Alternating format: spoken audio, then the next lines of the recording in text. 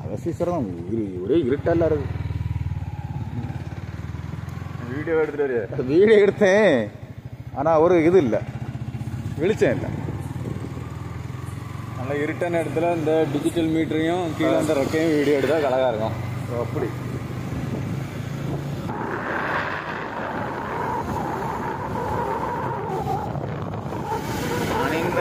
Agastheeswaram